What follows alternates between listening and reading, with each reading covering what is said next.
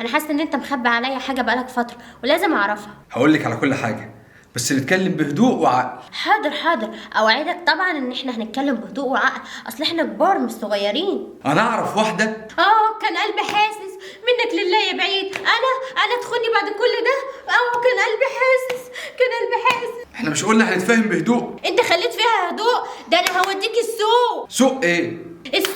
السوق اللي فيه ناس وفيه زحمه، عشان اصوت بعلو صوتي واقول ان جوزي كان بيخوني مع واحده. ما هو يا حبيبتي لو تسيبيني بس اكمل كلامي، اديله فرصتي.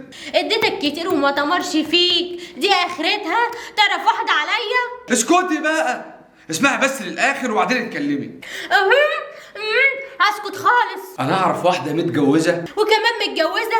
يا بجحتك يا اخي، يا بجحتك. ويا ترى بقى جوزها المسكين لما يعرف ان انت كنت بتخونه هيعمل ايه؟ بقى انا تخوني وتعرف عليا واحده؟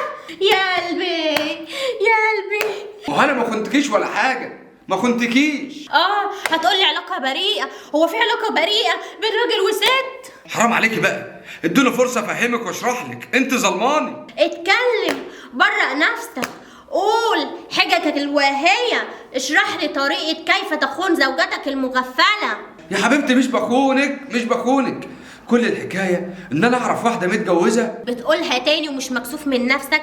عارف اللي انت بتقول عليها دي لو مش متجوزة ما كنتش هسامحك برضه. يا ست اسمعي الكلام لاخره، اكمل جمله واحده بس، جمله واحده. قول وفضفض يا زير الخيانة، يا ديك البرابر، يا محطم قلوب العذارى، يا خاين. يا بنت الحلال، الموضوع وما فيه ان اعرف واحده متجوزه بتعمل اكل صحي لجوزها من غير لا زيت ولا سمنه، وعايزك تعملي لي اكل زيه. ايه التفاهه دي يعني؟ ما تقول من الاول، كل ده عشان الاكل؟ ما هو انا بقالي ساعه عايز اقول لك وانت اللي مش مدياني فرصه. اعمل لك يا بيبي اكل صحي؟